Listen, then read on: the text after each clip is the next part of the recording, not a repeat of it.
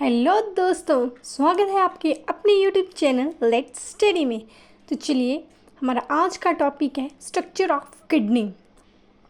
सबसे पहले किडनी का जो आउटर लेयर होता है that is known as renal capsule, और इस रीनल कैप्सूल के बाद ये जो आपको लाइनिंग दिख रही है एक और लेयर होती है that is the perirenal fat layer, और उसके बाहर एक और लेयर होती है that is the renal fascia, और रीनल फेसिका के बाहर भी एक और लेयर होती है that is the perirenal fat.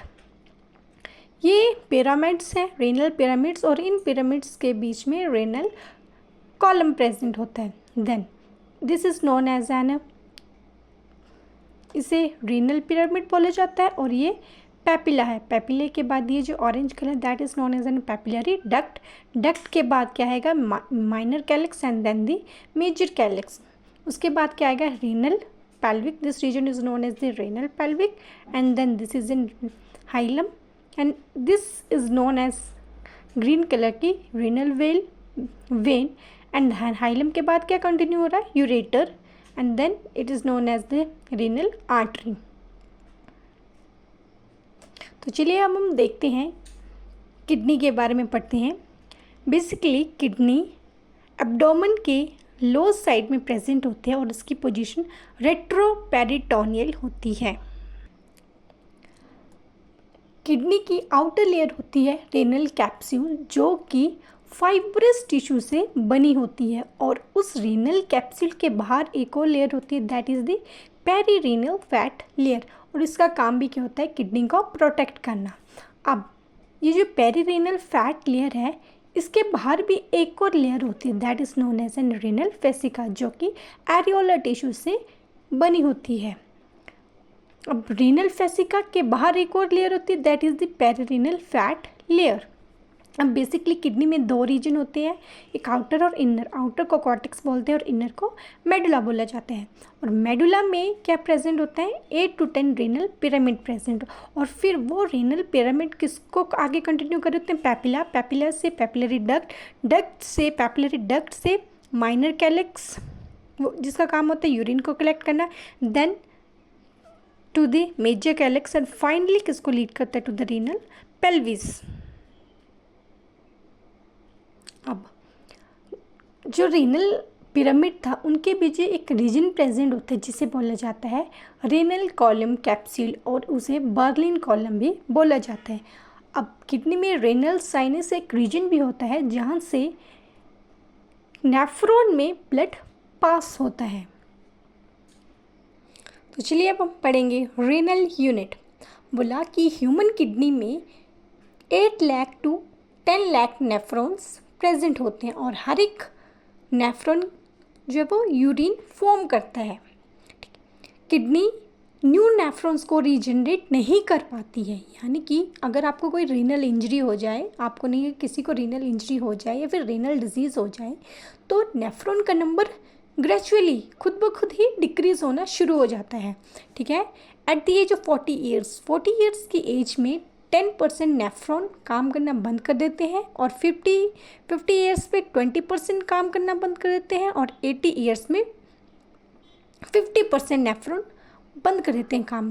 अब नेफ्रॉन्स काम करना बंद कर देते हैं, इसका मतलब ये नहीं है कि आपकी जो लाइफ है वो खतरे में है, क्योंकि जो बचे हुए नेफ्रॉन्स जो हैं आपकी किडनी में वो एक प्रॉपर अमाउंट में वाटर, इलेक्ट्रोलाइट्स और वेस्ट प्रोडक्ट्स को एक्सक्रीट करते रहते हैं, जिसकी वजह से ये आपके लिए नेफ्रॉन का नंबर डिक्रीज होना लाइफ थ्रेटनिंग नहीं होता है। अब हम पढ़ेंगे रीनल ब्लड सप्लाई की, किडनी में ब्लड फ्लो पढ़ेंगे। Basically the blood flow to the 2 kidneys normally about 22% of the cardiac output. बोला abdominal cavity is present in the abdomen and there is an renal artery. बोला kidney में renal artery present होती है, तो blood वहाँ से enter करेगा, kidney में एंटर करेगा, उस रीनल आर्टरी से ब्लड एंटर करेगा किडनी में, किसके ज़रिए? हाइलम के ज़रिए, और वो हाइलम डिवाइड हो जाता है फर्दर किसमें? सेगमेंटेड आर्टरी में। सेगमेंटेड आर्टरी यानी कि वो ब्लड कहाँ चला जाएगा? मेजर कैलिक्स में। Then segmented artery further divide हो जाएगी इंटरलोबर आर्टरीज में, और वहाँ से ब्लड जाएगा कहाँ पे, माइनर कैलेक्स में। अब इंटरलोबर आर्टरी में ब्लड गया है और इंटरलोबर आर्टरी फर्दर डिवाइड हो जाएगी और आर्क्यूरेट आर्टरी में ब्लड चला जाएगा, यानी कि पिरामिड्स में गया ब्लड। देन आर्क्यूरेट आर्टरी अब फर्दर डिवाइड हो जाएगा किस चीज़ में, इंटर, ये ऊपर था इंट्रा और यहाँ पे इंटरलोबर, सॉरी ऊपर भी था इंटर, यहाँ पे लोबर था, यहाँ पे इंटरलोबुलर आर्टरी। अब एक्यूरेट आर्टरी डिवाइड हो जाएगी इंटरलोबुलर आर्टरी में और ब्लड फाइनली कहाँ चले जाएगा, एफरेंट एट्रियोल्स में चला जाएगा। अब ब्लड एफरेंट एट्रियोल से एंटर करेगा बाउमेन कैप्सूल में और वो फॉर्म कर देगा कैपिलरी ब्लड, यानी कि ग्लोमेरुलस फॉर्म करेगा। ब्लड क्या हुआ, सबसे पहले रेनल आर्टरी से ब्लड आया, वो किडनी में आया हाइलम के जरिए, हाइलम फर्दर डिवाइड हुआ सेगमेंटेड आर्टरी में और सेगमेंटेड आर्टरी फर्दर डिवाइड हो गया इंटरलोबर आर्टरी। अब इंटरलोबर आर्टरी से ब्लड गया आर्क्यूरेट आर्टरी और आर्क्यूरेट आर्टरी से ब्लड गया इंटरलोबुलर आर्टरी और इंटरलोबुलर आर्टरी से फाइनली ब्लड चला गया एफरेंट आर्टरियोल से और एफरेंट आर्टरियोल से एंटर किया गया ब्लड कहाँ किया गया, इंटर बाउमेन कैप्सूल में और उसने क्या बना दिया, कैपिलरी बेड बना दी जिसे हम ग्लोमेरुलस बोलते हैं। अब ब्लड ग्लोमेरुलर कैपिलरी से ड्रेन आउट होके कहाँ गया, इफरेंट एट्रियोल से, इफरेंट एट्रियोल से कहाँ गया, पेरिट्यूबरल कैपिलरीज में। अब पेरिट्यूबरल कैपिलरी से वो ब्लड गया वासा रेक्टा में, वासा रेक्टा से इंटरलोबुलर वेन में चला गया और वहाँ पे उसने ज्वाइन की आर्क्यूरेट वेन और वहाँ से चला गया वो इंटरलोबर वेन्स में and then into the segmented vein में ब्लड गया और फाइनली कहाँ गया, रीनल वेन से वो out and join inferior vena cava में ब्लड चला गया। अब हम कुछ फंक्शंस पढ़ लेते हैं किडनी के।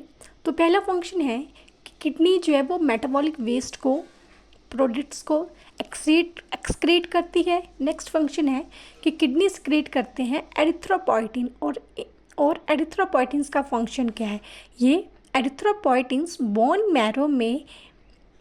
मैरो में हेमेटोपोइटिक स्टेम सेल्स के ज़रिए रेड ब्लड सेल्स का फॉर्मेशन करते हैं। नेक्स्ट किडनी का फंक्शन है कि ये एक एसिड बेस बैलेंस में भी हेल्पफुल होता है।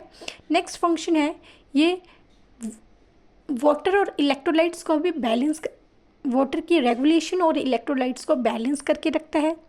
किडनी का नेक्स्ट फंक्शन है कि ये ग्लूकोज की फॉर्मेशन करता है फ्रॉम द नॉन कार्बोहाइड्रेट्स, जिसे बोला जाता है ग्लूकोजेनेसिस करवाता है kidney. Next is kidney also regulate the arterial pressure, ये आर्टेरियल प्रेशर्स को भी रेगुलेट करता है, कैसे, बाय सिक्रीटिंग द हॉर्मोन्स और वेसो एक्टिव फैक्टर्स के जरिए। किडनी ब्लड प्रेशर को भी रेगुलेट करता है। मान लीजिए सॉल्ट ज़्यादा हो गया है और वाटर भी ज़्यादा हुआ है तो ब्लड वॉल्यूम जो अपटेक है वो भी ज़्यादा होगा, जिसके कारण क्या होगा, प्रेशर इंक्रीज होगा।